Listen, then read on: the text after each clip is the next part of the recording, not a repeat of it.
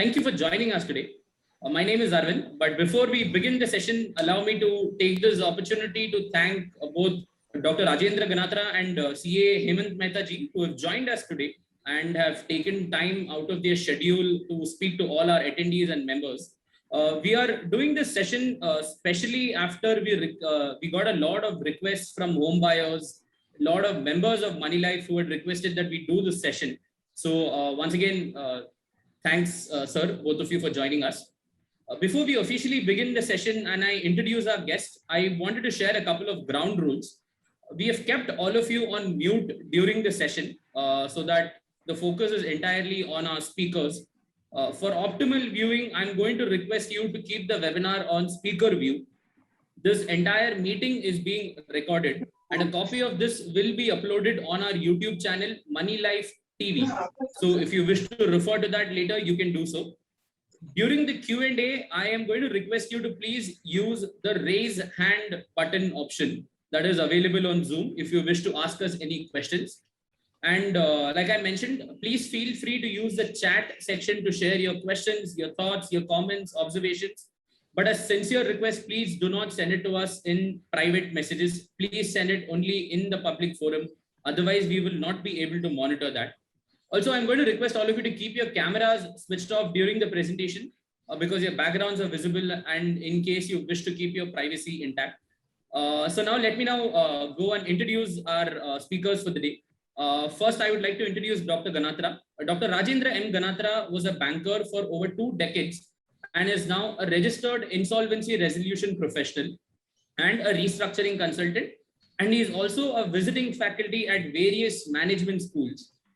He has over 3 decades of experience in project finance, asset reconstruction, and financial restructuring. He is also a registered insolvency professional and has been the former MD and CEO of India SME Asset Reconstruction Company Limited. Dr. Ganatra, welcome. And once again, thank you for joining us. I would also like to take this opportunity to introduce CA Hemant Mehta ji. CA Hemant Mehta is a practicing chartered accountant and the partner at APMH and Associates LLP. Mr. Mehta has also qualified a course of information systems audit and is a master of business finance with the ICAI.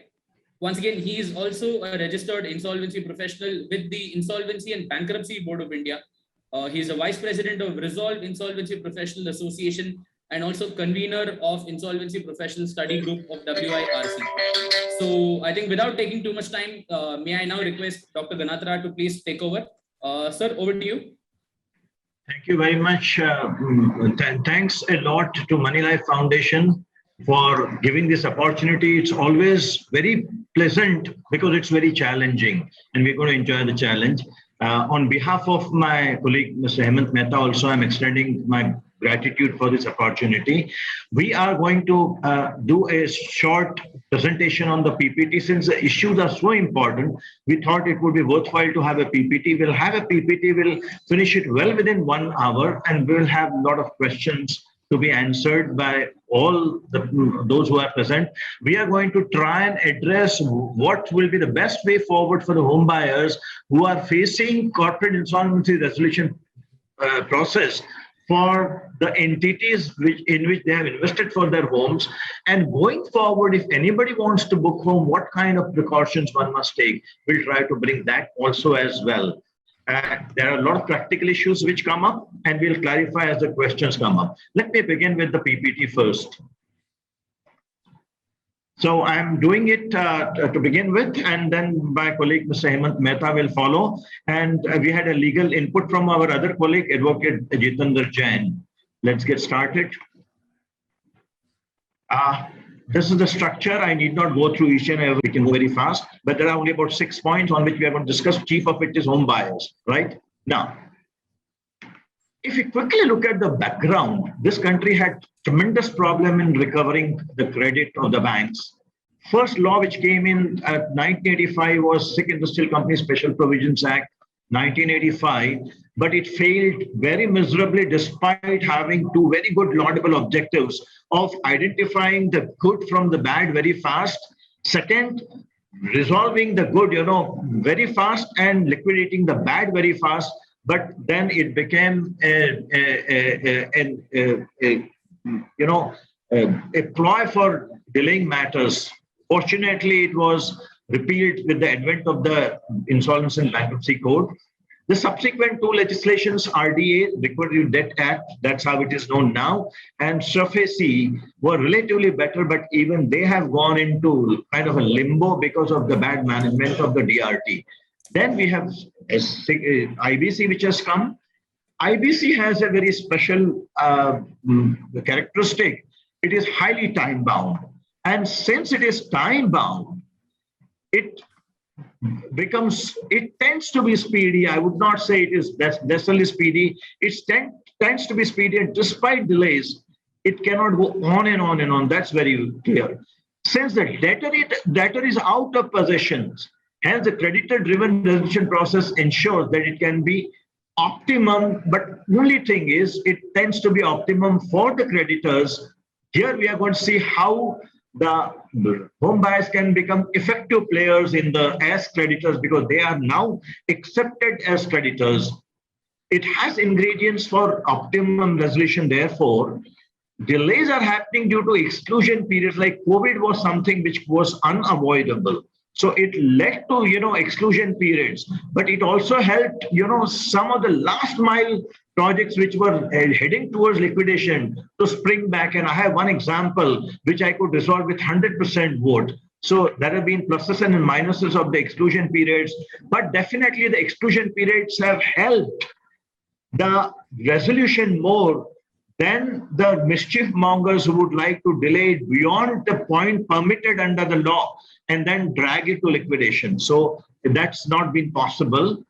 And the act and the rules thereunder are constantly evolving. If you see the site, in fact, I would advise, if you have not been to the website of IBBI, see the kind of amendments which have done. It continues to evolve.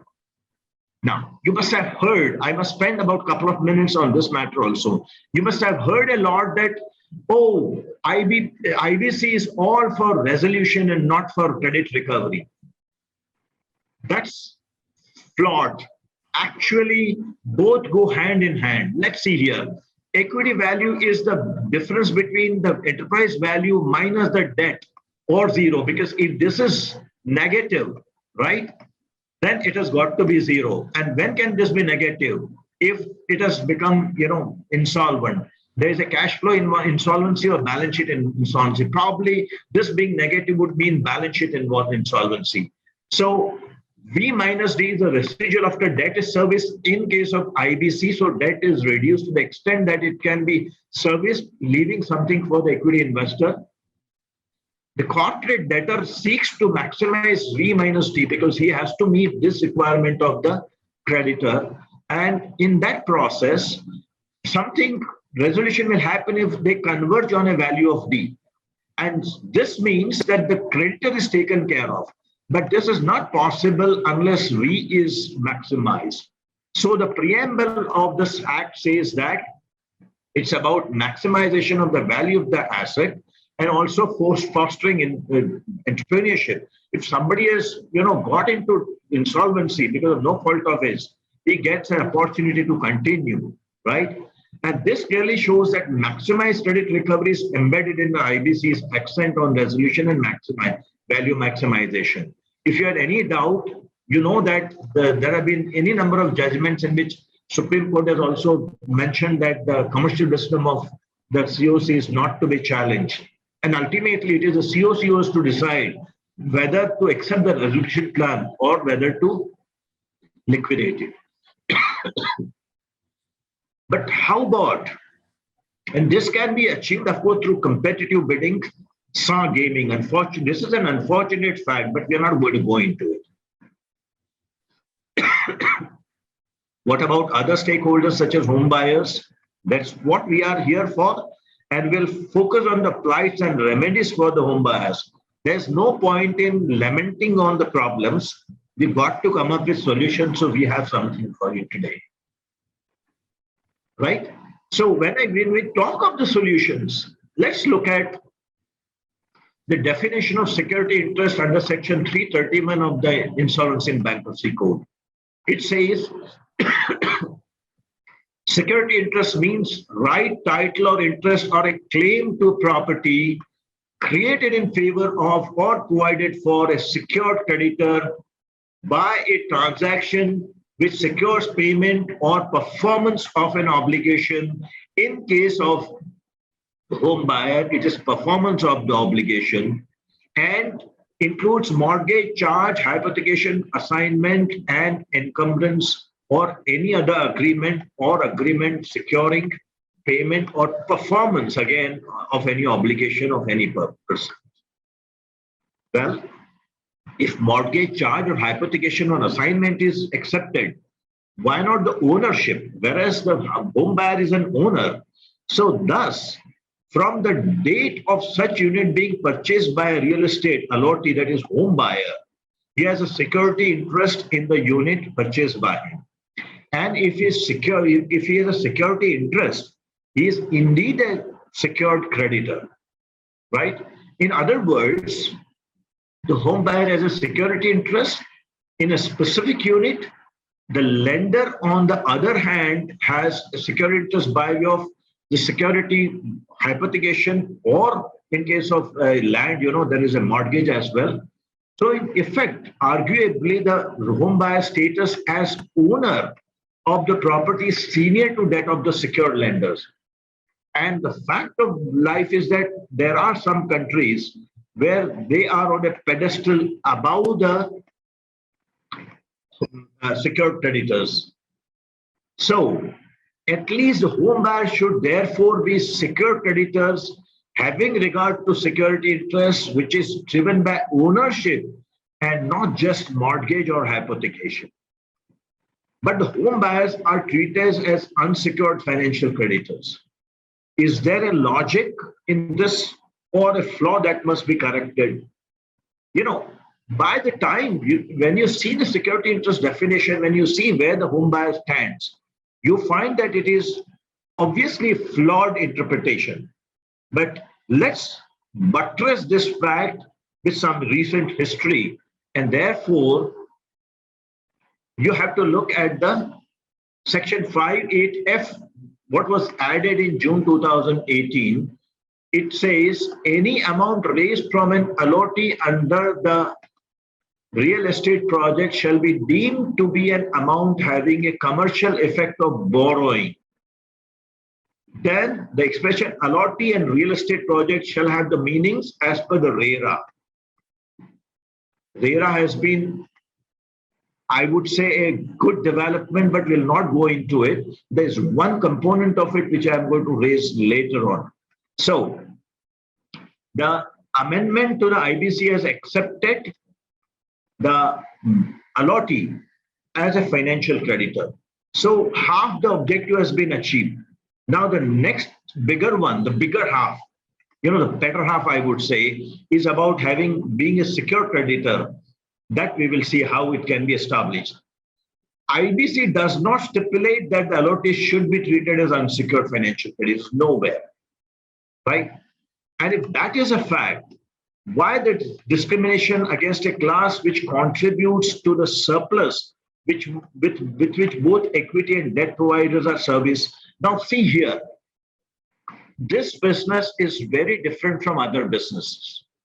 If you have a manufacturing company, yes, you get your required return over its economic life. Nobody invests in any business unless he or she is hopeful of receiving the required return. And for a manufacturing company, say, it is, let's say, 5 years of growth period, thereafter steady state. So you figure out how it's going to earn, but it takes a time, right? Here, and all the units are sold, and within a space of the project implementation time, which could be 1 year for a small or 2 to 3 years. And with that revenue, only the debt is serviced and the equity is serviced, period. It's not that the home, one after other components of the home are going to be sold over a period of time. So it's very explicit. There is no doubt about it. There is no doubt that this money is going to come to service the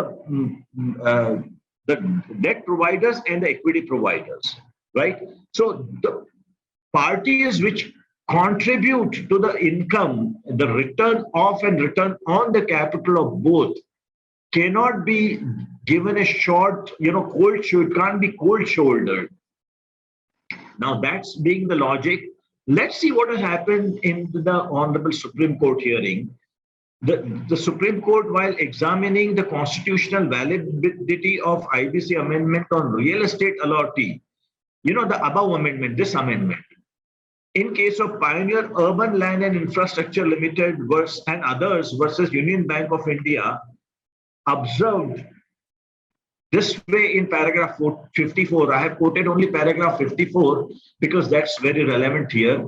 It says, true, allottees are unsecured creditors, but they have a vital interest in amounts that are advanced for completion of the project, maybe to the extent of 100% of the project being funded by them alone. Now, this has to be interpreted in two ways. This can be interpreted in two ways. By describing them as unsecured creditors, does it mean that they are junior to the secured creditors? I would say no. They do not have security because they are the owners. You don't take mortgage of your own asset. So this has to be argued, ladies and gentlemen. However, the SC completely ignored the contract between the real estate allottees company and the banks, where the banks issue NOC and surrender their rights to real estate allottees wherever it's irrelevant. The banks issue NOCs and then they surrender. This is very understandable because here, in case of real estate, mortgage on the land extinguishes the moment the project is completed. There is really no mortgage on the units because they constitute unfinished inventory or finished inventory. And the moment sale happens, the ownership passes on to the home buyer, right? If the home buyer borrows money, a home loan, then it might be mortgaged to other lender. But the project lenders have really no claim on that. Now, this is something which had to be argued, and this needs to be argued at the appropriate forum, maybe starting with the NCLT itself. That look, I am not debarred from being a security interest. I have a security interest. Ownership is better security interest than having a mortgage. Incidentally, the Supreme Court also concurred with an expression the expression in an insolvency law committee report of March 2018. Subsequent report was on February 2020, but it is silent on this issue, which had left the question of real estate allottees being secured or unsecured unresolved. And it appears that it sided with the view of one of the members of the ILC. This is how it was mentioned. Our ILC report ought to be altered to the extent that home buyers' financials should be treated as unsecured financial creditors and they should be representatives of the home buyers. There should be no direct right given to home buyers on the COC.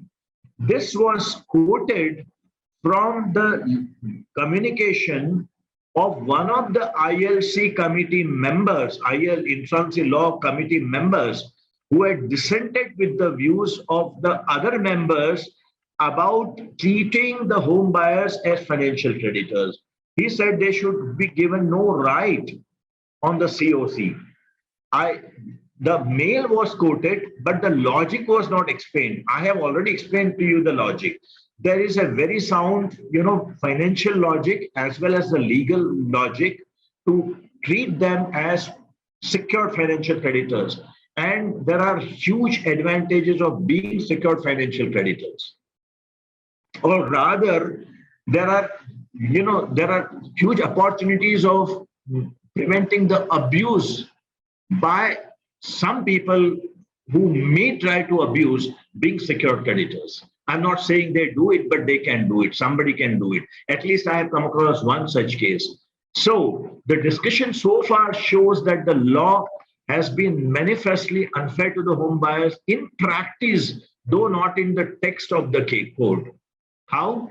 The code nowhere I mentioned, I suggest an emphasis, the code nowhere states that the explanations to Section 331 do not apply to home buyers.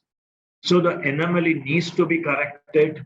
And if you see the crucial, stakeholders in this construction projects, let's say, how these have undermined the home buyers.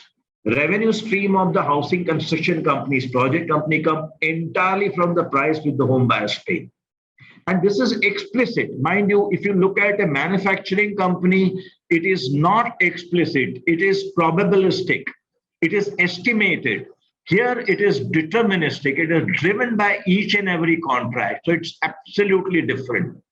In other words, entire project cost, land, construction, regulatory, other costs, the completed cost of the project, the entire debt servicing and the entire equity servicing comes from the home buyer's money. When you say debt servicing, it is the principal plus the interest. The equity servicing is the return of the equity and return on the equity. For an SPV, there would be return of the equity also. So it's very different. And to say that these capital providers who make the lives of the equity investors and the debt providers, if they have to be treated as second-class citizens, it doesn't work out very, doesn't sound very well from the legal point of view as well. Now, let's look at NPAs in the real estate companies. There are three stakeholders by now we've seen. The home buyers who provide capital for the entire, the three things: construction, return to the debt providers, return to the equity providers, the equity providers, the debt providers, three direct capital providing stakeholders, then others are there.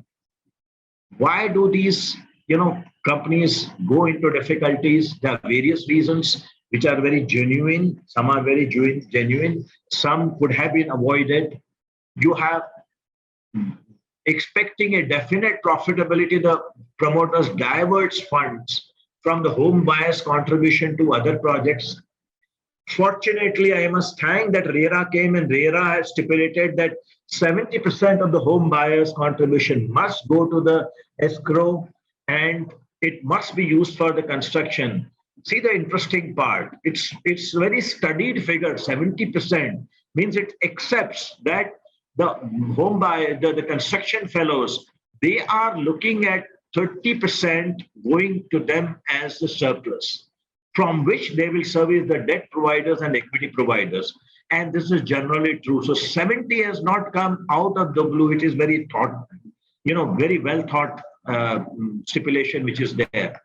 And this will prevent the overtrading. Otherwise, how? If I am getting 20% return by putting 100 crore, why not I, spread my 100 crore over number of projects? With lower equity, my yield is going to go up so phenomenally well. So with definite profitability expectation, the fellows spread it, very thin. And the moment they do it, they fall short of the working capital. And this is sought to be met through short-term loans from various people at high rates.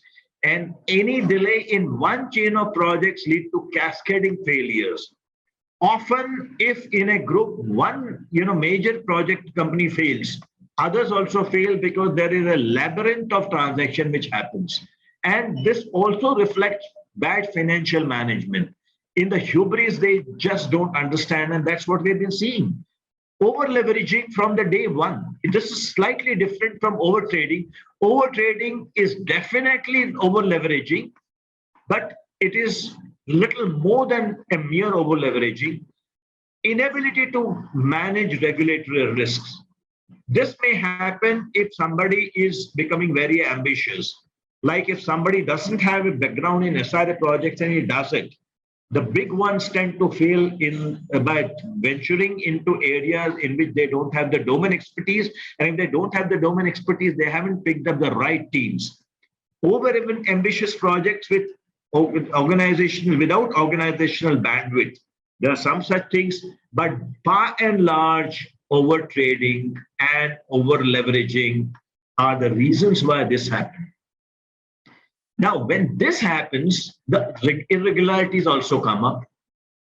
allotment of flats based on unstamped ad hoc arrangement agreements to the unsecured creditors, overbooking, double booking, and diversion of funds. And moment these are happening, it means that it's going down under, because there's a big disconnection between the lending world and the business. The business knows well in advance where it's headed. And the moment it realizes that things are going bad, he tends to take money out very ruthlessly, not caring for the home buyers. In other words, the promoters are largely responsible for NPAs in the housing construction project companies. And so they are out of control in the CIRP under Section 29A, right? Now, what are the other capital providers and what is their role? The lenders, the home buyers. Here, I am not mentioning about the last mile funding by private equity funds or the alternate investment funds. They fall in the category of lenders only, except that they expect very huge interest. I would not call it extortionate or usurious, but that's a huge interest rate they charge, 25 or even 27%. And the promoters simply accept it because when they are short of funds, they have nowhere to go. And that's where, when you are in a distress, you are being brought, so your short-term distress is getting converted into long-term distress by such high cost funds. The lenders provide working capital by way of cash flow gap funding, and that constitutes the operating, this cost constitutes the operating cost. Of course, they are supposed to identify and mitigate the project completion risks, right? And it is their responsibility.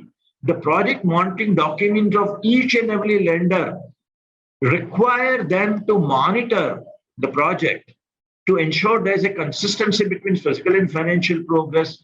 There is no diversion. The project company is not allowed to raise additional funds without its approval, right? And they can allow reliefs and concession in case of genuine temporary distress.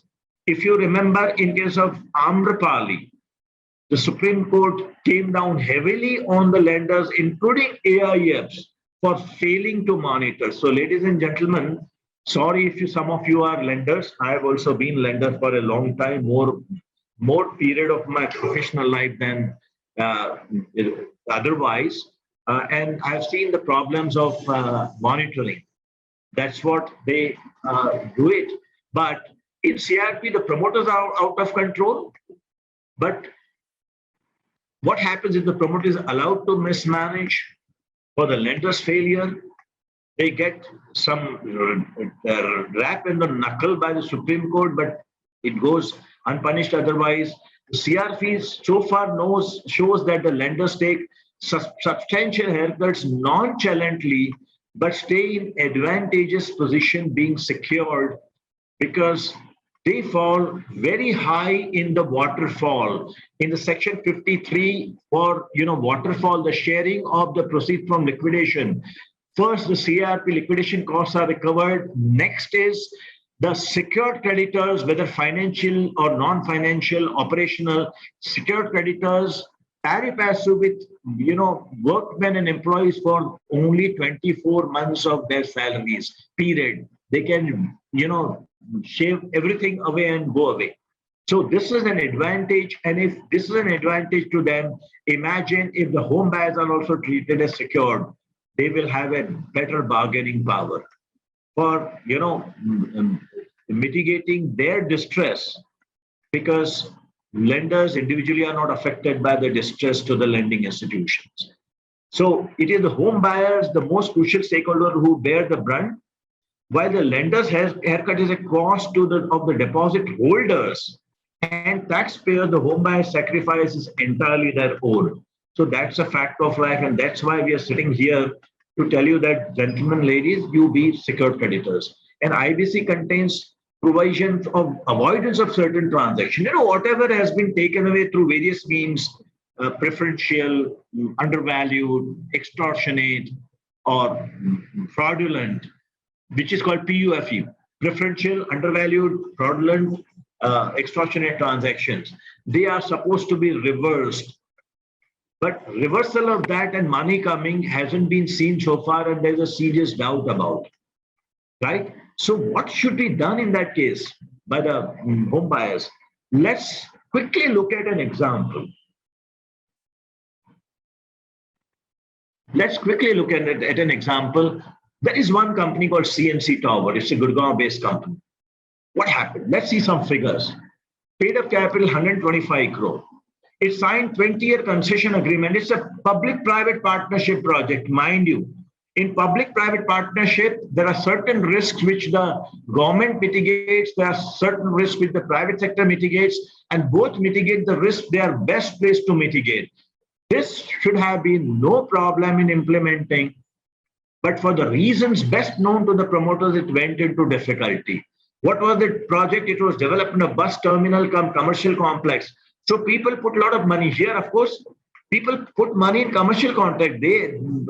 Commercial units. So they are like home buyers. The project involved development of bus terminal. Buslopolis on a commercial complex area, 7.2 acres. Then 10-story buildings, of course, 6 lakh square feet built up area. That was a huge one. So there was home buying also. It was a PPP structure on design, build, finance, operate, transfer. Means it was essentially build, operate, transfer. It's nothing but build, operate, transfer.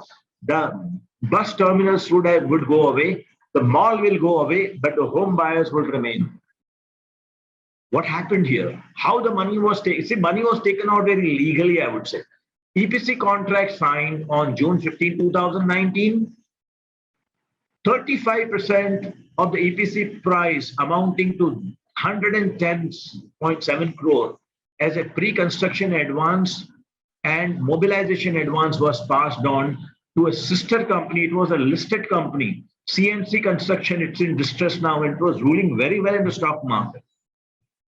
But the project finance happened later in 2010. Okay. And when this happened, there was State Bank of, now of course they have merged State Bank of India, Hyderabad, Patiala. So this Patiala, Hyderabad merged, now it's State Bank, and Punjab National Bank and Punjab and Sind Bank.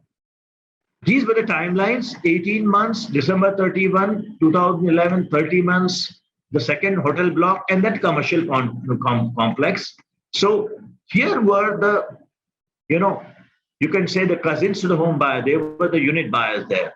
The completion period as a concession agreement was June 30, 2014. So imagine the PPC was structured very well. You are going to meet this concession agreement's timeline. And before that, you want the EPC contractor to hand over. Very good idea, so that you have the bonus earnings. It failed. I'll not go into the details. The GMADA invoked the bank guarantee of 8 crores. And funnily, in the EPC contract, penalty was much lesser than this, which was very friendly kind of a concession agreement. Failure of the project confirmed by transfer of bank debts to Edelweiss ARC under a very interesting restructuring agreement. So it was not a plain sale to the ARC, it was a restructuring agreement, interestingly. And interestingly, again, the CRP comments on 10th of October 2009 based on application under Section 7 filed by the two individuals, not by the ARC or any other big creditor. Actually, even PNB and SBI, both amounts were passed on to the ARC in March 2016 and March 2017. The NCLT allowed exclusion period because of COVID, understandable. The CRP period is still not over since the resolution plan approval has not come. That's what I checked up from the NCLT side. What was the resolution plan now? Let's see that. Mahakram developers, I have heard Parakram. This is Mahakram, which is again very good. Has submitted resolution plan. It has a net worth of a very substantial amount, right? But it had no revenue from operation in the past 3 years because probably the projects where they had invested, because this is an investing company. The projects where they had invested had not matured. We will not make any further comment on that. But in the balance sheet, the capital work in progress was 400 crore, 3899.89 crore. Aggregate claims from the creditors amounted to 580.1 crore, 12 crore, that is admitted claims. So what was the aggregate allocation to the creditors? So you would say that, this is about 600 crore, this is about 400 crore. So the creditors should get about 2/3. Since somebody is coming, he'll keep some portion with him. So it could be less than 2/3, which is very logical, way of thinking. But what is it here? Pittance has been paid. The banks are getting 13.3%. Upfront is 1 crore, rest in 5 years. These are the nominal percentages. If you take present values, they will be all single digit, low single digit. Fixed deposit holders, 12.8%. Allottees, they get less because they are unsecured. The OCs, the two OCs, the government and the another government and undertaking, they get so much less. So the question is, where does this 400 crore disappear? So why? What are the reasons? Is it limitation of the accounting figures? Yes, there is an absolute limitation. The accounting figures depend on the vouchers. Vouchers need not reflect what is being done on the ground. Fund diversion, this becomes a very legal diversion if it goes to the EPC contractor under a valid contract, which is again legal. Lack of monitoring by the institutional investors whose loan documents always provide for monitoring. They also have lenders, engineers. There is also GMADA. GMADA's independent engineer also seems to have failed here. Can the avoidance application help? So avoidance application, how much is the amount? Let's have a look at that. If this amount is big, one can look at it. But as I just mentioned, it has not helped so far. And how to fix accountability is another thing, which somebody has to do it. So let's discuss the feasible way forward for this. So essentially, this show now, this CCTL's project shows that, all that can go wrong with the real estate. Preferential transactions, only 1.85 crore identified. And large unquantified payments to the EPC contractor, which was a, group company where the conflict of interest was there. Balance of this much is remaining to come. But this itself is in distress. If you go to the NSE or BSE website, you will get the details. Undervalued is quantified is only 0.91 crore, and there are some double, excess allotments, etc., etc. But there's some mention of certain areas being sold at lower prices. But unless this is quantified, this will be thrown out in the court of law. This is again weak area. Extortionate, none identified. I mentioned to you PUFE. Fraudulent, a small amount of 2.51 crore identified, but there is an excess booking of this. And if there's an excess booking of it too, it's almost 3 times, more than 3 times the area which was available. So where did this money go? So this is fraudulent. Where did this money go? This has to be quantified in order for the petition to be successful, subject to all other things being done. Prima facie sale at prices which were lower. As I mentioned, these have to be quantified. The TRA has clearly proven inadequate, the trust and retention account, obviously. And avoidance application will not help. I'm sorry, not the transaction or report, audit report, TAR, I would say. Transaction audit report has not helped much, though it, enlightens, it, shocks you, but these figures are not going to help out. So who is responsible? One, the promoters who crafted EPC contract to drain substantial money. GMAD, whose independent engineer failed to monitor. I'm being very blunt about it. This is very obvious.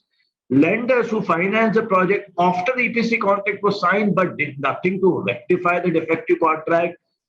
And let me tell you, worldwide, in the Europe, Western Europe, if any contract is given to the group company, the lenders charge more interest, and that's as much as 1 percentage point more at a place where 4% is an acceptable interest generally. In project finance, it's more. So nobody accepts such kinds of contracts. Fail to monitor the project, the lenders, and take timely action. If you stopped in the nip in the bud, you can nip in the bud. It was not done. Having failed in monitoring, transferred the loan to an ARC under a restructuring agreement. Why this restructuring agreement? Does it mean that you want to evergreen your thing? And did not resort to IBC. Why? The two people had to resort to IBC. Finally, if you look at who are the biggest sufferers, the allottees and government who does not receive dues for the fault of others. Remedies, allottees must be made, secure creditors. I am just concluding now, and my, learned friend, Mr. Hemant Mehta, who is handling 4 real estate projects, is now joining here. Let me just finish this. Accounting figure should be rectified to match the valuation. This is a new dimension I am putting. I know that there are issues in valuation, but when you are talking of real estate valuation, I can tell you that it's very doable by the real estate, the valuers who are expert in real estate. And I have a long experience of dealing with real estate valuers who come up with valuations which are even 95% accurate. So you may have EPC contract, whatever it is, but what's there on the ground can be very easily valued. And that has to be matched with the accounts, and the difference has to be recovered. There has got to be a new paradigm set up in identifying the avoidable transaction. The entities responsible must lose their priority under Section 53. This has to be done. Rap on the knuckle is not enough. Mandatory timelines must be stipulated and enforced for disposing of avoidance application. If any money has to come for avoidance application, it must go to clear the creditors, because when somebody is coming to buy the project, he's assuming that this avoidant transaction application under which money is supposed to come as filed by the insolvency professional is not coming to him. He has assumed that, and on that basis, he is providing very low. So, this mandatory timelines for this avoidance applications, and the money when it comes, it should be utilized in the most appropriate manner, in the sense that the highly distressed party should get more. I would put it that way. I'm done now. Hemant bhai, please take over. You may ask me and I'll go further, change the slide, or you want to project yourself. Hemant bhai? Yeah, please, you can, I can change the slide. You let me know and I'm going to change it. Yeah. Yes, I will. I think, the slide will be changed by, you can change the slide, no issue. Next slide, please. So at the outset, I thank you, Sucheta ma'am, Devashish sir, and my co-speaker, Mr. Rajendra Ganatra, and the entire Money Life team to give me this opportunity for presenting and sharing my experience as an insolvency professional in the real estate projects. Having done so, can you just move to the earlier slide, please? Yeah, I have already experience of working as an IRP, that is interim resolution professional, liquidator, authorized representative of home buyers, authorized representative of financial creditor. I have also done quite a project, good project for as a resolution applicant, and prepared the resolution plans also. Apart from that, I have also worked as a monitoring agency in the real estate project, thereafter as a valuer, transaction auditor, and possibly all the roles which are envisaged in the insolvency and bankruptcy code for a professional to play and to help in the IBC process. So with that, I would like to cover today the important statistics which secured about the secured creditors. Thereafter, we will go through the IBC and RERA, and what kind of clarification is required in IBC, which already talks about certain definitions already given in under IBC, which are directly references has been given in the RERA. Thereafter, I will be sharing the real life experience and the challenges which I have faced as a resolution applicant in the real estate projects, and then we will move to certain statistics which where the actual resolution plan has happened and what exactly has been offered to the home buyers in certain plans which either I was involved directly or indirectly in these cases. So with this, let us just come to the statistics which in Lok Sabha monsoon session, Minister of Corporate Affairs Rao Indrajit in the written reply has shared with the Lok Sabha about the financial creditors. Since we have discussed that home buyers should be a financial secure financial creditors, and what the secure financial creditors or financial creditors get in the resolution from the IBC cases. Recently, just 2 days before only, 2 to 3 days before, Mr. Indrajit has already given a written reply in the Lok Sabha that financial creditors have already realized 36% of total claim. Now, if the news reports are perfect, the amount, the word used are total claim. So claims also always include the interest component on the loan also. So I hope that it is a claim which are including the interest component. And then further, he has given some statistics that out of 6.80 lakhs crore rupees of claims of financial creditors, the financial creditors has realized about 2.45 lakhs crore. So it is coming to rough about 36% of total amount, which has been already realized by the financial creditors. Having discussed this, because this is a very important statistics which I came across 2 days before, and if we are talking about the financial creditors versus home buyers definition, so just very important to share this definition and these statistics. Now let us come to RERA vis-a-vis IBC.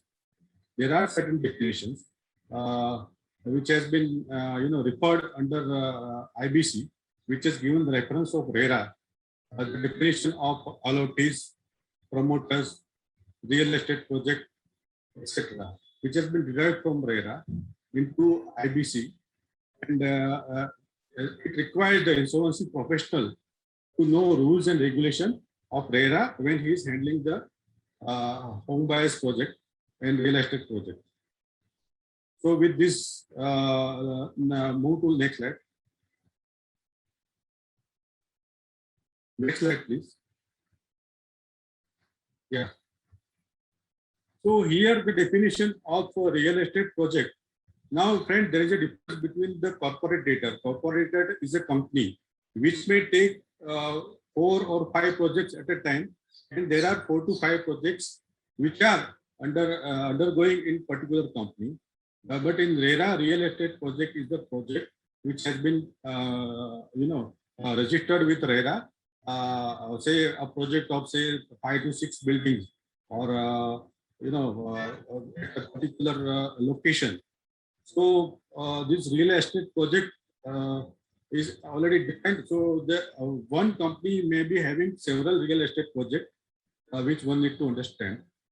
And when this is very important when we are filing application under Section 7, that is by financial creditors in the insolvency regime. We require 10% or 100 home buyers consent to file such application. So the question is that whether in a company, whether 10% of the total home buyer in the company or 10% of the total home buyer in the real estate project, that need to be understood properly. So 10% or 100 home buyers. So this one has to be, understand it properly. And it is as per IBC, it is as per 10% or 100 home buyers in the real estate project. So then when it is referred in real estate project, we need to go to RERA for finding out the definition of real estate project. So further, there is a provision to appoint authorized representative in the case of home buyers when the home buyers are exceeding 10 in a particular project. So 10 in numbers. So one need to understand if there are 5 or 6 projects which are ongoing in a company and the project level are different. For example, one project it is 80% complete, one project it has plinth level, one project is say 40% completed. So the the interest of different home buyers are different. It is not the same. So authorized representative has to be very careful in undertaking such kind of project and such kind of concerns, which basically you have to because it has the impact on voting also. For example, the building which is completed 80%, the home buyers are very active because their majority of their life savings has already invested in that particular project.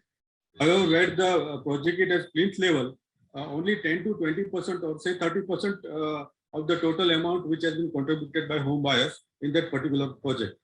So the people who have already invested 80% of their life earning, they are more interested in completing the project under IBC. So they may take active participation as well as they may take active voting and in the voting share in this particular project. However, the people who have already invested 30% of their life saving, they may not be that much interested. So by that, the voting right may differ, and the project in which 80% people have already. So everything, the entire decision goes in the favor of the people who are, the project is already almost completed. So one need to understand that, and that this has to be clarified in the IBC also. So the only solution we can say is there should there be any provision for appointing different authorized representative for different real estate project in a particular company or not? That need to be answered, and it is a question as on the date. Even the promoter definitions are also important, because whenever there is a RERA deadline or permission or any municipal or local authority permission has been already lapsed and it needs to be revived. Now the company is under IBC or it has been taken over by the home buyers. So whether particular home buyers will be treated as a co-promoter or promoter in that particular project, one need to understand. And if we just go to the definition of promoters into a real estate in RERA, the promoters definition include the home buyers also. So home buyers can come together, they can form an association, they can form a company, they can take the project, and they can apply for revival of the entire project of real estate project. Here there are certain, while handling the home buyers case, we have come to so many varieties of home buyers. Now these varieties are consisting of actual home buyers who have already invested their life earnings to get that particular home. There are certain other home buyers like unsecured loan holders who just do the business of investing money into real estate project, try to invest in the real estate project, they earn something out of it, and just get only just allowed by way of allotment letter or by way of some other document. They create the right in that particular unit, and thereafter, after a certain point of time, they exit in the project. So these are the unsecured loan holders. There are certain unpaid contractors who have been allotted the homes, unpaid suppliers, etc. So there are always a alimony while taking the project into home buyers and admitting the home buyer's claim. We need to undergo a detailed investigation whether he is a real home buyer, whether a home buyer which is a converted home buyer from unsecured loan. Because in unsecured loan converted home buyer, there is always a question mark as regard the NOC which has been taken from financial institutions for them. Always there will not be any NOC or any kind of documentation which has been entered with the financer or bank or finance. Next slide, please. Next slide, sir.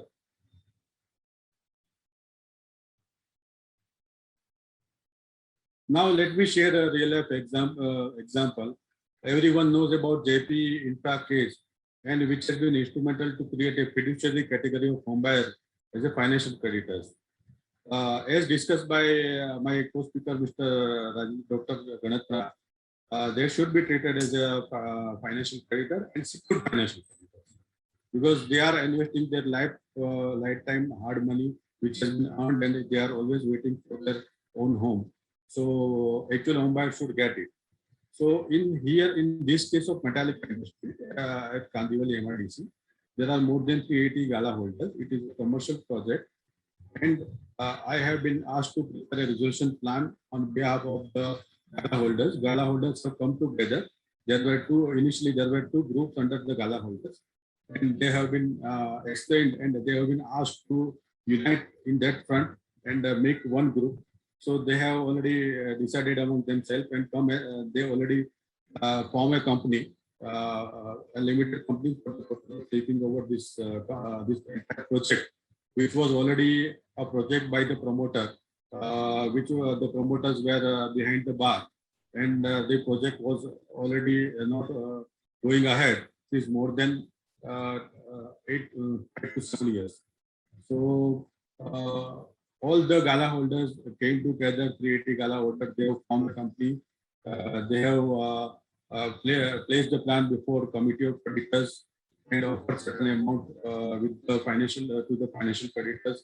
And after about 5 to 6 meetings, financial creditors agreed to hand over the entire project to the gala holders after complying with so many requirements and so many due diligence. And thereafter, right now the project is already under the implementation stage, and I have been already appointed as a monitoring agency for the project. So this is how the entire gala holders project was been resolved, and right now almost every permission and everything is in place. So the project is almost 85% completed. So now it is going ahead. Next slide, please.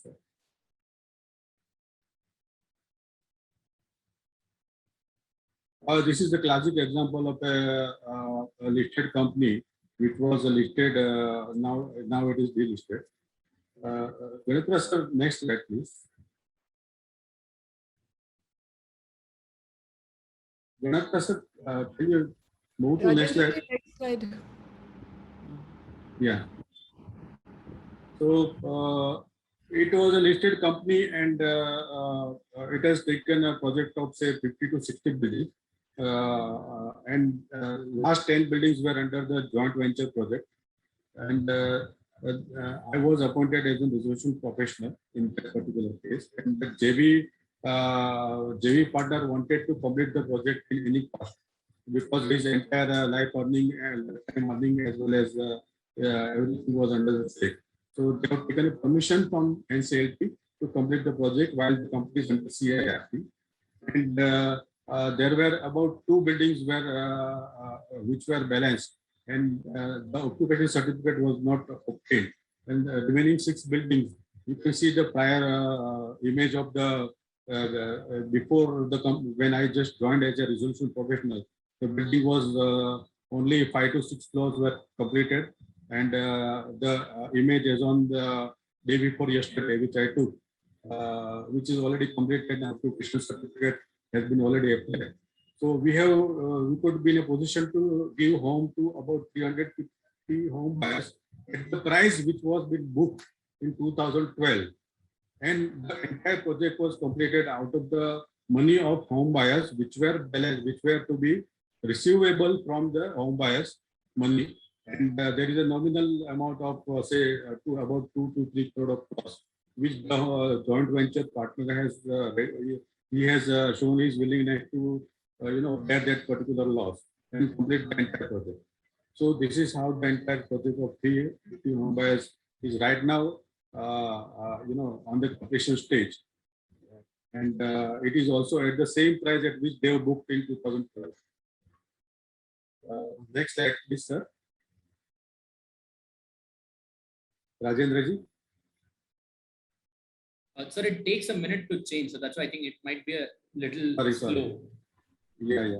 Okay. Friends, we took several challenges and several, not challenges from the home buyers, but we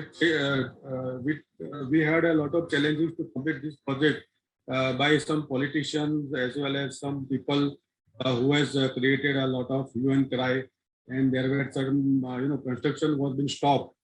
You can see in the project that some politicians have already intervened in the project, and they have already stopped the entire project work.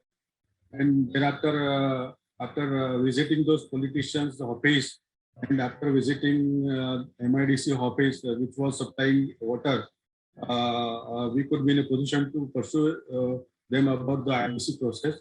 The entire thing was being resolved, and we could resume the work on the same day on which we had visited.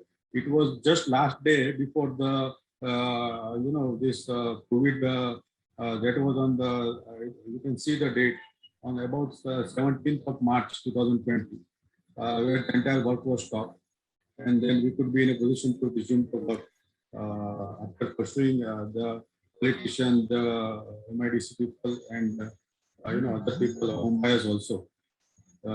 Taking everyone into confidence, we could be in a position to resume this project. So there are several such type of challenges which one has to face as an institutional professional. Next slide, please. Now let us discuss about the settlement proposal. These are the real life example, and I can say with the name because these names are in public domain, and NCLT has already issued those orders in the real estate project.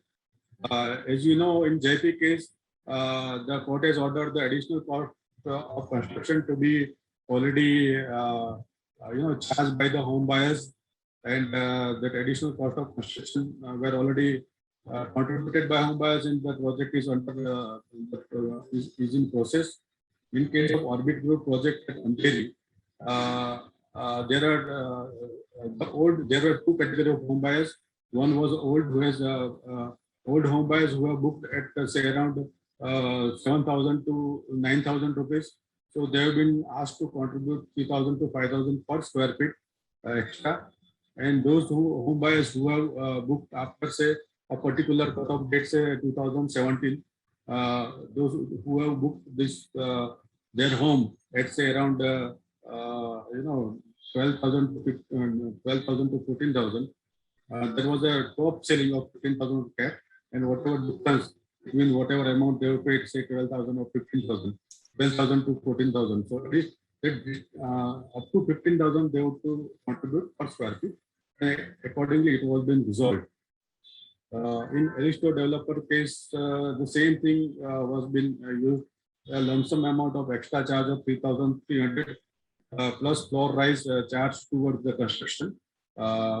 And for new booking, who have done their booking after 2015 onwards, they have been allocated the flat at the same rate because this project was having a very much potential and everything under their control, so they could be in a position to accommodate home buyers with the same price at which they were booked in 2015 onwards. In case of Metallica, all the home buyers took the entire project, constructed on their own, and they have agreed to construct at the actual cost which has been which will be to finish this project and complete the project. Normally in SRA project, one has to give slum dwellers this space as per the SRA rules. So these are the settlement which has been taken place so far in real estate cases. Real life examples I have already shared with you, and with this, I think Ganatraji, next slide.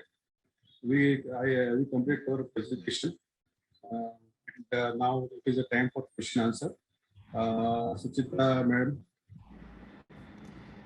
First of all, thank you very much, Mr. Hemant Mehta and Dr. Rajendra Ganatra. This has been a very, very incisive and excellent presentation from both of you. A lot of questions answered, a lot of things that we didn't know. But as you can see from the chat, a lot of the people who are here have questions on specific projects.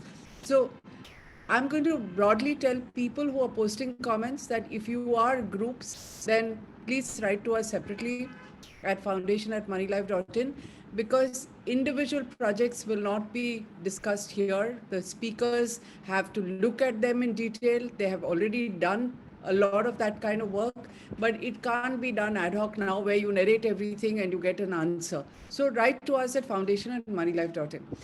I want to start by asking both Mr. Mehta and Dr. Ganatra one question, if you can give me a quick answer. And I'm going to first ask Mr. Mehta, from what you suggested, your last two slides are actually quite heartening, because you seem to say that when people are getting together, there are some positive results. And people have either been able to get together and do the construction themselves, cough up a little more money, construct it. If you had to, since you have so much of large experience in this, if you had to give me a broad overall perspective, what would you say? How many, say, is it 10%, 20% that managed to come together and find a solution? And in your mind, is it feasible to find a solution if people work together? Ma'am, these are, I have experienced two kind of things. One is the project is completed, say 70% or more, wherein the home buyer or can come together. They can complete it very easily, the project, and we ourselves, request home buyers to come together, form some SPV, special purpose vehicle, and try to take over the entire thing when they are having good leaders. And we see that there are so many people who are educated and they are capable enough to take the entire project and complete the work. Now, if the work has not been started at all in certain projects, and it is only either at plinth level or it has not been started at all, in such cases, we have observed that in majority of cases, new developers are being appointed who promise something to home buyers with some additional contribution, because always whenever the company comes into insolvency, it is always having the project as a negative. Basically there is nothing which has been saved from the project, and promoter also expect that they have to contribute something more than what they will be earning. So they are not earning anything out of it unless there is a additional contribution from all the stakeholders. I hope that answers my question. Your question. It does. Mr. Ganatra. You're on mute, Dr. Ganatra. And just add to what Hemant Bhai has just mentioned, I'm a CIRP advisor in one project, I'll not name it, where the resolution plans have come where they are going to charge something additional from the home buyers and they will deliver. But the home buyers, frustration, their wait for 10 years has been misused to pressurize them to allow some of the, promoters' money which had come by way of unsecured debt as home buyer. There is enough evidence to prove it, as is something which is the related party transaction and disallow it. But the home buyers are so distressed after 10 years wait that they are ready to compromise. That's where we are. Even that happens. Yes, but in one case, in another case where I have been into it, some 39 home buyers, the first phase has been approved by the COC and filed. So that's the home buyers initiative which has happened. But again, something has happened and one of the secured creditors is opposing it. So we have mix of it. Okay. So one of the interesting things that I think one of you mentioned is that different people have different skin in the game, right? So I think Yes. Mr. Mehta mentioned it. So if a company has one project where it's not even really started and another is 80% completed, then the interests of those with the 80% are completely from the other ones. So in this case, for all of them in a company to come together is very difficult because there will be endless fighting, right? So can they form separate and fight it? I mean, what would your advice be in this kind of situation? How should they approach it? Could you just repeat the last sentence? I missed out. Two sentences. Come together to? I'm saying that if different people have different levels of interest, some have invested in a building which is 80% complete and some in a building which hasn't even started construction in the same company. Obviously, what they're willing to cough up and how long they're going to wait, even what they're willing to pay in terms of legal costs is different. So I'm saying, can they form separate groups as special interest groups? Yeah, actually, there is a chance, like when we talk of, manufacturing company being taken over by employees and we talk of MBOs, etc., etc. Similarly, in this case, there is a scope for, the construction contractors who are dedicated to completing this for the home buyers. It's possible. Again, it is the initiative will have to come from home buyers there to create a paradigm, but it's possible. In one where I've been involved as an advisor to CIRP, the home buyers, in fact, I incited them to get together and get a contractor because among them there were some engineers as well, and that was civil engineers with experience. But they could not, summon up enough courage for that. But there is a scope for that. My take would be when there has to be a provision for different authorized representative for such kind of project which are different under the same company, and those authorized representatives have to take the interest of their own group, and accordingly there has to be a voting pattern, because as on the date all the home buyers, even whether they are belonging to the same project or a different project, the voting pattern under the COC is only, even if there, for example, there are 100 home buyers, out of which only nowadays only 40 to 50% only comes out for voting.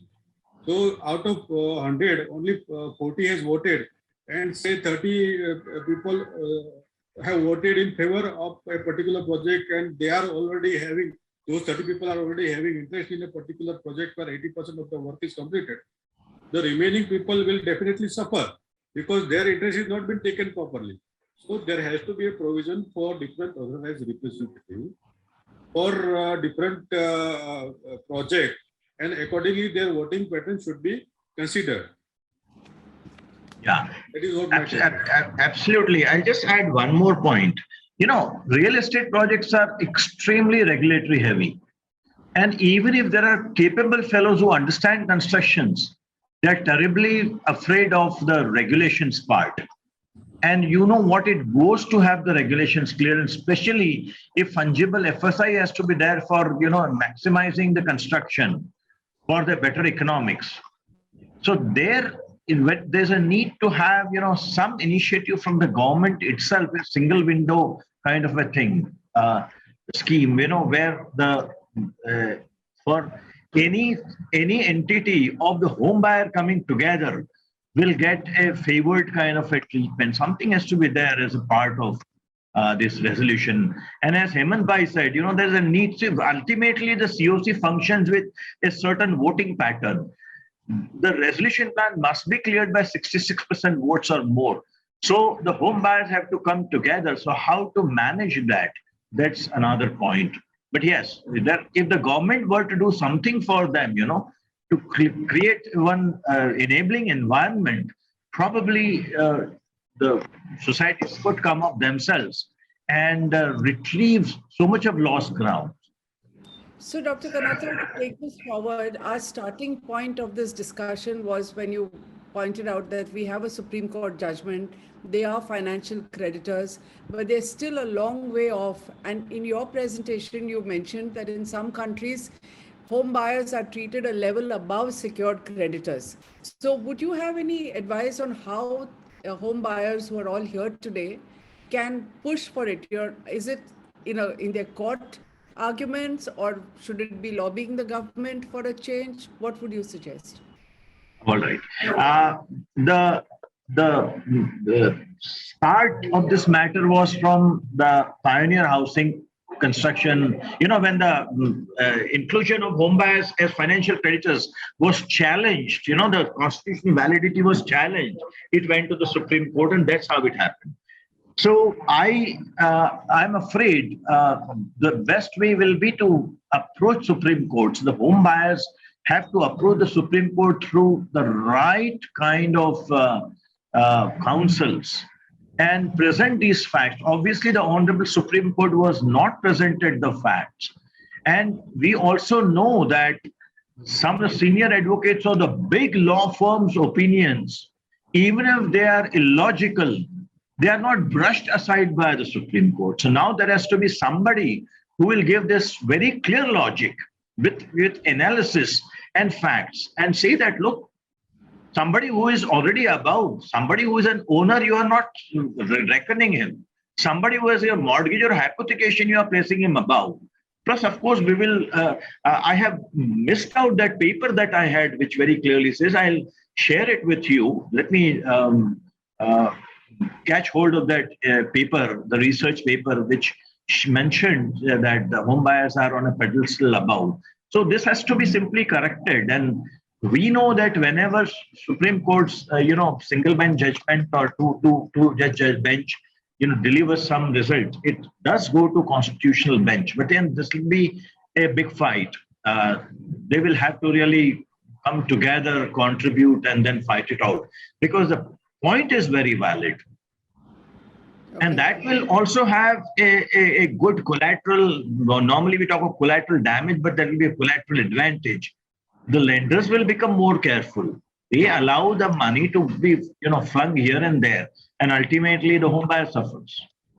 Okay, Mr. Mehta, I'm going to ask you whether you want to add to it, and I have another question for you. Since you're handling so many of these resolutions, one of the questions that's coming up repeatedly here is that people are sitting on a clutch of orders from RERA and consumer courts, which are individual. And we've had this discussion before with, the RERA, former RERA chairman also. I know that those orders have no meaning really, because, when the resolution is looked at. So is it worth anyone wasting time trying to get individual orders, or would you suggest it's better that they come together as a group to find a solution? Yeah. There is a potential insolvency breakage. Whenever there is a inconsistency in any other law which is not going along with the provision of the insolvency. Somebody is not muted, so I think Arvind, can you check where is the disturbance coming from? We can't hear Mr. Mehta. Ma'am, I think it was, I've checked. I think it was from Dr. Ganatra's background, if I'm not wrong. Sir, I've muted you for a minute. When you're sharing, I'll unmute you again, sir. Okay. So, Mr. Mehta, sorry. So, those are the provisions which are there in the IBC, which if there is any law, the provision of IBC, which are not, there in the other law. So, ultimately, IBC provisions will prevail. So, we have received so many cases, consumers' grievances where they have already, and we have received so many orders from the RERA authorities. But whenever we have written a communication that this company is under IBC and you need to look up to that. So ultimately in the next hearing, the RERA authority says that you can file your claim with the IBC, and then accordingly, whatever proceedings of IBC is there, that has to be prevailed. So definitely under RERA or any other law, Section 14 prohibit any other proceedings also. Or in any other court of law, whenever there is a CRP is going on. So in any consumer court also, this case will not be heard whenever the company is under CIP proceedings. So everything has to come to under CIP proceedings, and one has to file their claim as a home buyer in this particular case. And accordingly, wherever possible, we try to see whether at what level the project is completed. Whether is it possible for the home buyers to intervene in the matter and form some kind of association or some kind of special purpose vehicle where they can be completed by home buyer themselves. And wherever there is no such kind of thing where the work is at fleet level, we try to give the entire project to particular other developers who try to bid in this particular project. So after all, everything has to come to under the IBC as and when the CRP proceeding is going on. Okay, I Dr. think Ganatra, that's an excellent answer. So basically you're saying don't waste your time going to a consumer court and getting individual orders. It's not going to help, right? And the we best... have received them during our CRP process, we have received several such orders. And as and And- when we write down, ultimately they say that you go to IBC and file your claim. Absolutely. So one more, guidance that both of you can give since you'll have handled these cases. Investors come together, form an association. Many of them are fully unaware of what the rules are, what all your, even some of the jargon that you've used today is difficult for them to process. So even as a group, they are dependent on some of the smarter ones in the group for taking care of their interests. And you know that there are resolution professionals and resolution professionals. Not everybody is really working at public interest. What are the do's and don'ts or tips that you would suggest that people should take care of even when they form a group? Would you have any guidance for homeowners? Dr. Ganatra, if you can answer, thereafter I will try to. Dr. Ganatra, will you want to start? Yeah. See, it's a tough question, but these thoughts often come, so I can share some points definitely. First, of course, when we talk of, let's say, RERA's order, that order can serve as a document, establishing the debt. Beyond that, it doesn't help in case of IBC. In other words, a claim has to be filed, and this can also serve as an additional document. Second, RERA's order, if it is not implemented, there's really no punishment. That's the problem you're facing. Now, then your question comes, how they can come together. First, of course, wherever they are already in distress, they must try to find out, they must come together as home buyers, and they must take the onus of setting up, which we earlier discussed. And you have a challenge of bringing them together. But in one case, as I mentioned, the first phase was already filed with the NCLT, with these people coming together. So they have to come together. But then when they come together, they will have to have a certain protocol so that, they work in the best interest of everybody. Not that somebody becomes a promoter and tries to then, seek rent.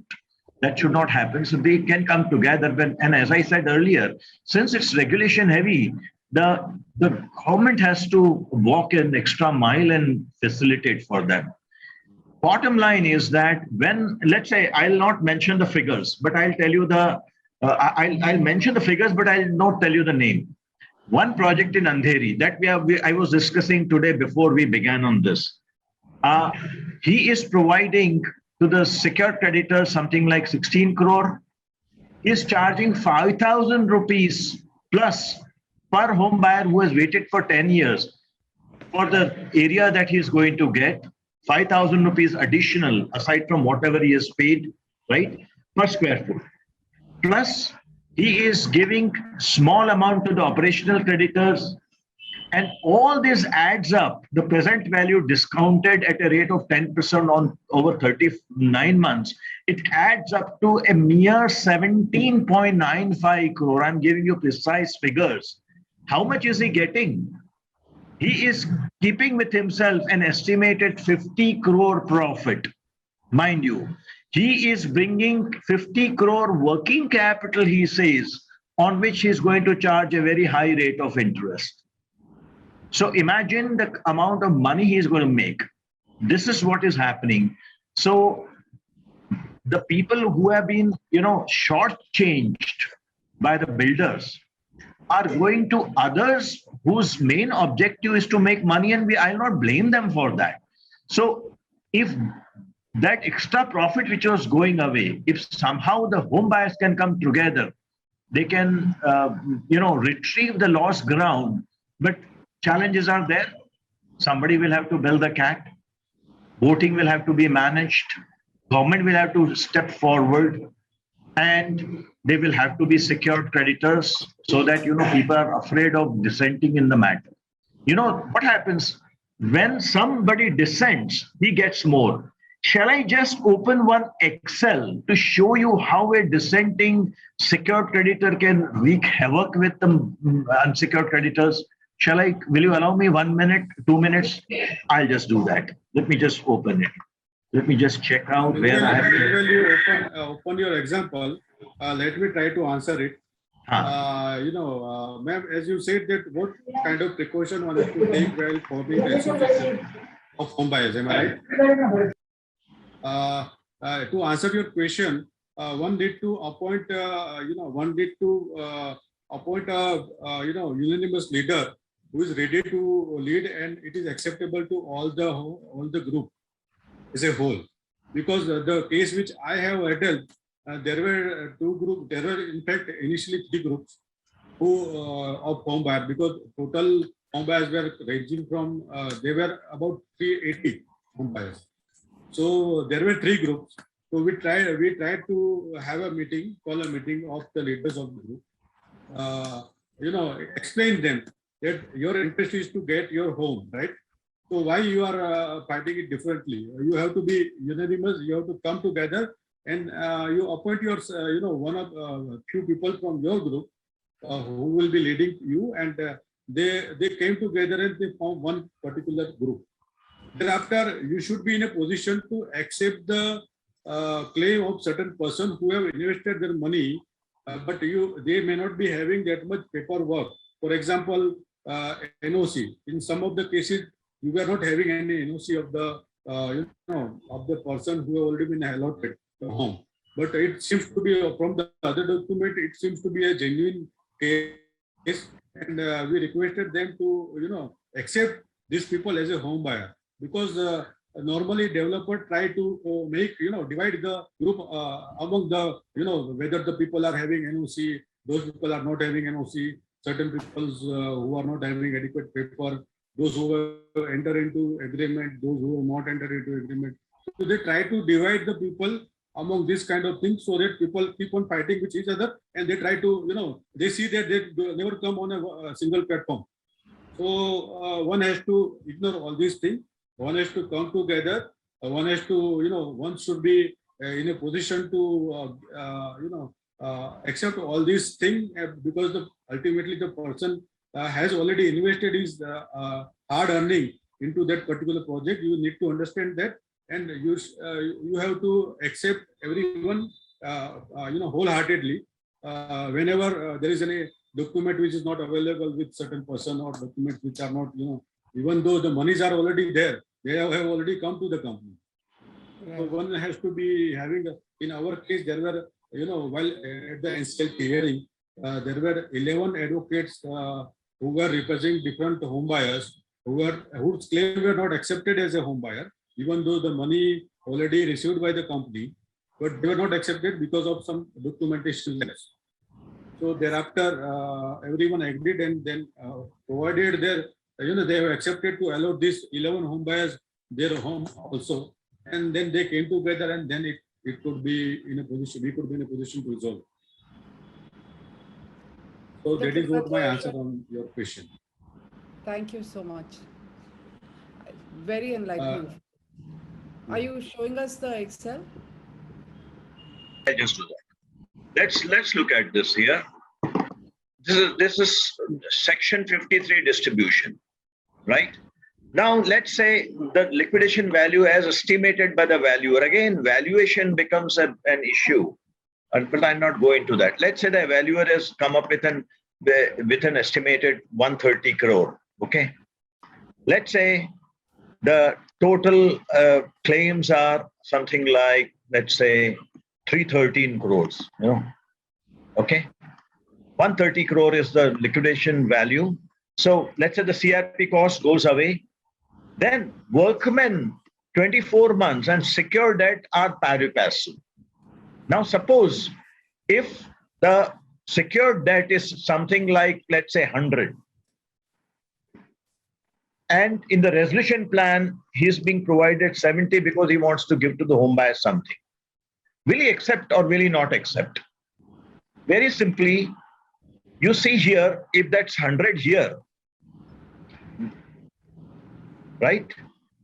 In his waterfall, he gets entire 100. He is not, he's simply going to dissent from the resolution plan. And what does the law say? The dissenting financial creditor will get the liquidation value allocated to him. This is the liquidation value, he will get this 100. So he is in such a commanding position that he will hold the whole committee to ransom. He will have to get his 100 crore and to resolve, and no matter, he has allowed it to come to this pass. So if the home buyers' monies are, let's say, another 200, then it becomes 300.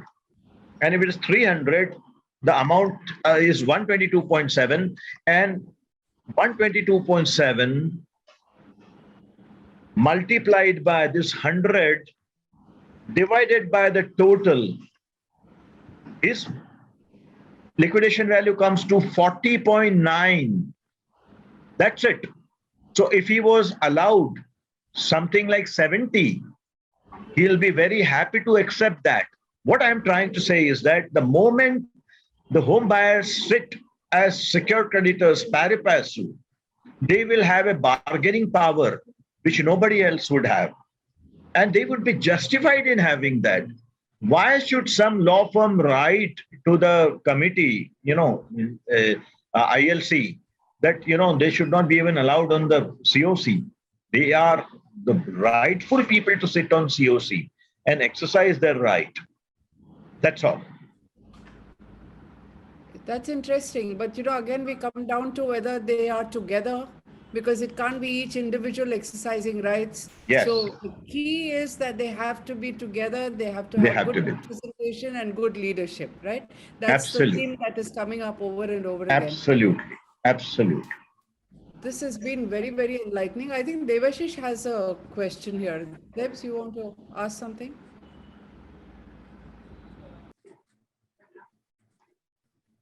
My question is that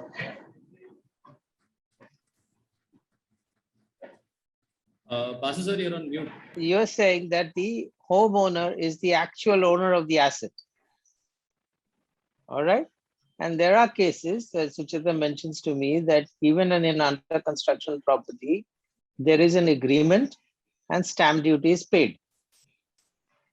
So under which law of the land has an owner become a lender or a creditor? He owns the asset. Yeah. He's not a He- lender. He's not a banker. He's not a vendor. He's not a supplier. He's not a workman. He's the asset owner. Yes. Okay. Let's put it this way. He is giving an advance for buying a thing. Here, the buying is home. So he is essentially extending credit, you might say. No problem. He's got he's got a valid agreement. He's paid stamp duty to the government.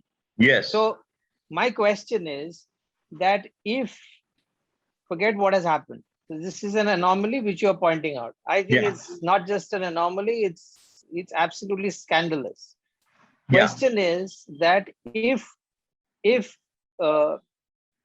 somebody drafts some sort of a petition to argue this case, that this it's very ambitious, it's ridiculous to think that the government is going to amend a whole sets of laws, but what if this whole thing ab initio at the basis itself is challenged and said that this is completely unfair? It can be argued under constitution as well. This is not justice. This is complete miscarriage of justice.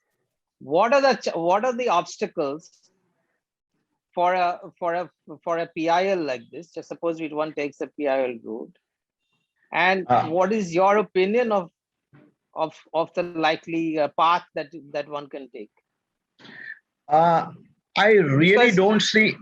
I just step back a little to say that it's all right to look at individual cases. You are professionals. It's your job. It's a part of your work to look at individual cases. But at one level, why am I saying all this is because at one level one can assume that a lot of changes have happened in India before IBC came into force, before RERA came into force, and also before little more accountability has come on to the public sector companies, public sector banks, for instance. Now, in all these cases, you will again and again, you will come up public sector bank. And while you are very kind to say that they fail to do their job or some such words you use, I will only use one word here, which is corruption. And this is a fraud that has happened in case of CHC, because I've spent as many years as you can, and I can smell a fraud from far off, whether it's a listed, unlisted banks, and we've been doing this for a very, very long time. This is a outright fraud, and fraud at a mass scale. Now, you can take two views that this has happened, it's past. Now we have better laws, things have been cleaned up, and so on and so forth. Well, part of me wants to believe that there is definitely a lot of changes one can see. But at another level, as long as the ownership of these public sector banks remains with the government, there will be zero accountability. All these home buyers have been putting the money and running around in circles, but no bank manager has been booked for fraud. All right. Not at all. So the question is, this can happen again. So instead of handling these individual cases, why not nip this thing in the bud through a PIL, which changes the basic architecture itself of the law that we have? Yes, PIL is called for, and you said, what can be the pitfall? Essentially, you said, what can come in the way? Only a weak counsel can come in the way. You have to have counsel who commands respect of the bench, period. Otherwise, there is no argument against this. But coming to the fundamental issue which you raised, Debashish ji, okay, he's a buyer. He's paid a stamp duty, agreement for sale. Why he might not have paid? He's an allottee. So as an allottee also, he has a claim on that asset, and he's paying in installments. He may have his agreement later, but let's admit right now that he has agreement for sale or the sale deed. Incidentally, there are some issues about agreement for sale versus stamp duty, sale deed that has to be seen later. But if he has agreement where he has paid stamp duty to the government, now he's owning an asset which is under construction, and he's advancing money. So it's an advance against an asset which will be given to him upon completion and upon receiving completion certificate. To that extent, he's extending a credit to the construction company. So going by that, I can accept him as a creditor, but a creditor who owns a piece of the property, right? And he is owning a piece of the property. He just doesn't have a temporary, hypothecation on a current asset of a mortgage of land. That can be a mortgage of land for the period unless it's SRA. So he's on a pedestal above, definitely, which again I am repeating, of course. So to that extent, he can be treated as a creditor. But then why treat him as unsecured? That has come in the Honorable Supreme Court's order, and nobody has challenged.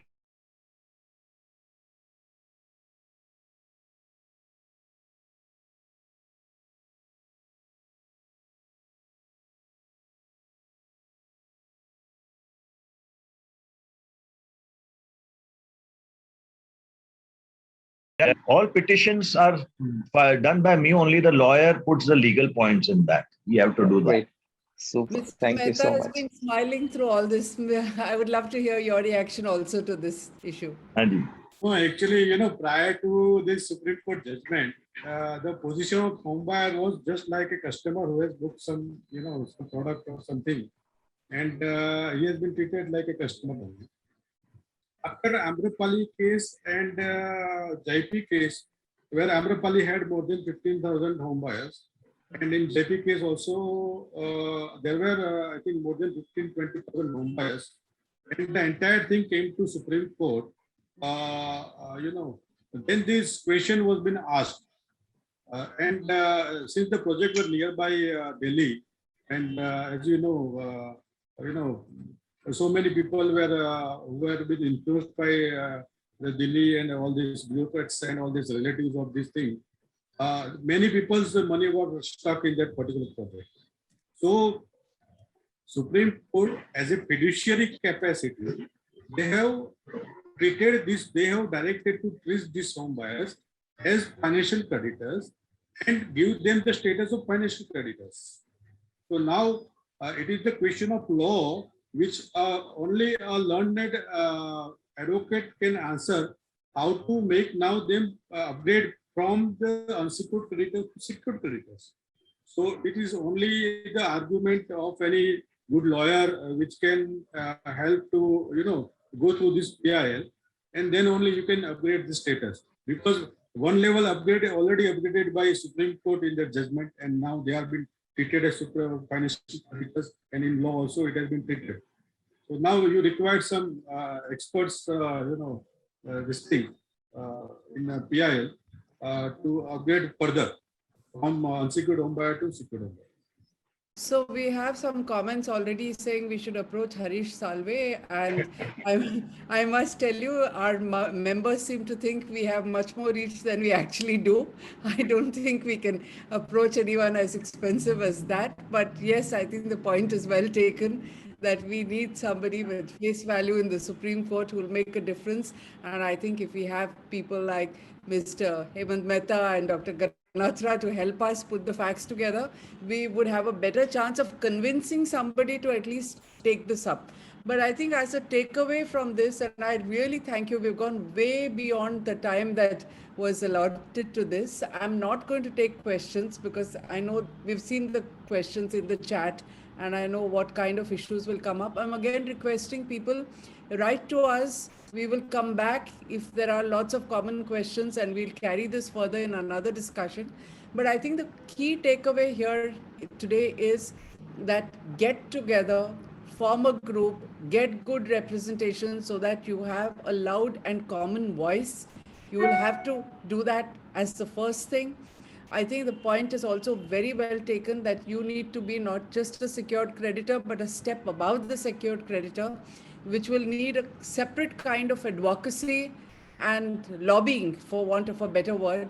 Many of you are in Delhi. That is the place. Our parliamentarians come there 4 times a year. You need to catch hold of them, get their ear, and make them realize that they have to listen to you. And of course, we have to put our points together and approach a law firm. Thank you so much for this wonderful evening. The hard work that both of you have, I know you're like experts, but to prepare this, you have put in a lot of time and effort, and we really appreciate it. On behalf of all of our members at Money Life Foundation, thank you so much.